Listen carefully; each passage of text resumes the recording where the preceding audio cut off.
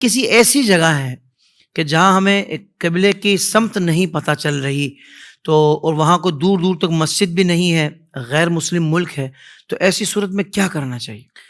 دیکھیں اس میں تحری کا حکم ہوتا ہے. تحری کا مطلب یہ ہے کہ سوچو بچار کریں. ٹھیک ہے. اور آپ سوچو بچار کریں، آپ سورج کی جو ڈوبنے کا مقام ہے اس کو دیکھ لیں، تاروں کے ذریعے معلوم کر سکتے ہوں تو وہ دیکھ لیں.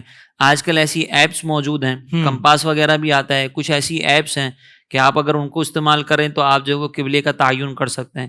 تو ان چیزوں کے ذریعے اگر آپ غالب گمان کر لیتے ہیں، تحری کر لیتے ہیں، سوچو بچار کر لیتے ہیں اور پھر کسی جہت پہ نماز پڑھتے ہیں تو آپ کی نماز ہو جائے گی، اگرچہ بعد میں یہ پتہ لگے کہ ہم نے جس جہت پہ نماز پڑھی وہ غلط تھی. کیونکہ صحابہ کرام ایک مرتبہ ایک اندھیری رات میں، صحابہ کہتے ہیں کہ اس سخت اندھیرا تھا کہ ہم میں سے ہر شخص نے تحری کی کہ نماز ہم کہاں پڑھیں، اور ہم نے جہاں پہ نماز پڑھی تھی نا جس رخ پہ، ہم نے نشان لگا لیے.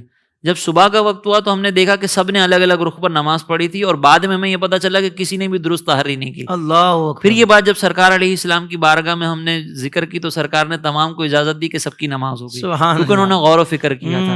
اللہ تبارک و تعالیٰ نے فرمایا کہ اگر تم کہیں پر بھی متوجہ ہوگے تو اللہ تعالیٰ کی رحمت تمہاری طرف متوجہ ہو جائے گی. سبحان اللہ. تو اسی لیے جو ہے وہ اگر تحری کر لی، غور و فکر کر لیا تو نماز ہو جائے گی.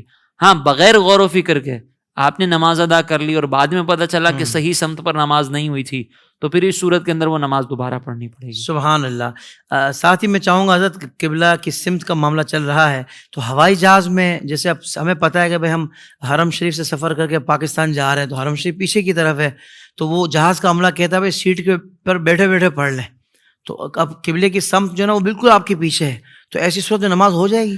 اگر تو وہاں پہ آپ کے لیے موقع ہی نہیں کہ قبلے کی سمت کی طرف رخ کر سکیں، اگرچہ آپ کو پتہ ہے لیکن موقع نہیں بن پا رہا، تو اس میں پھر آپ نماز پڑھ لیں، اس کو قضا نہ کریں، اور یہ نماز پھر بعد میں دہرائی جائے گی. اچھا ٹھیک، اس نماز کو پھر ریپیٹ کیا جائے گا. بالکل ٹھیک.